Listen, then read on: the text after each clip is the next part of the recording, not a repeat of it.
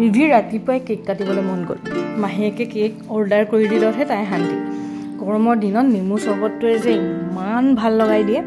আজি নিমপাত আনিলোঁ। নিমপাতেৰে বোলো বইল কৰোঁ। নিমপাতখিনি এটা কটৰাত বইল কৰিলোঁ। ইয়াত থকা এণ্টি মাইক্ৰবিয়েল প্ৰপাৰ্টিজে আমাৰ স্কিন ইনফেকশ্যনবোৰ দূৰ কৰাত সহায় কৰে।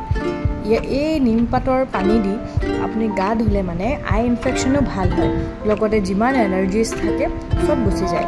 ব্লেক হেডছৰ প্ৰব্লেম প্ৰায় মাইকী মানুহৰে থাকে, ব্লেক হেডছো গুচি যায়। মই ৰিভিকো এনেদৰে প্ৰায় গা ধুবলৈ দিওঁ। ছালৰ কাৰণে যিহেতু বহুত ভাল, সৰু ল'ৰা ছোৱালীক সপ্তাহত এবাৰ হ'লেও নিমপাতেৰে গা ধুবলৈ দিব লাগে।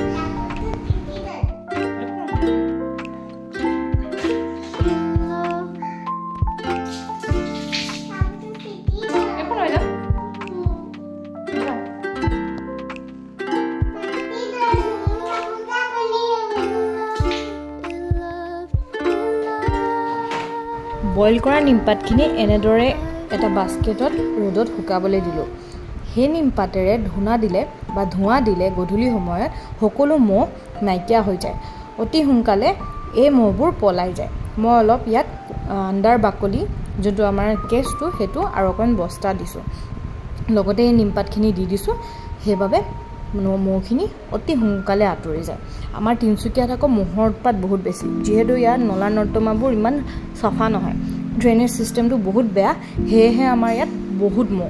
আৰু সেইকাৰণে দেউতাই সদায় গধূলি এনেকৈ ধূনা দিয়ে।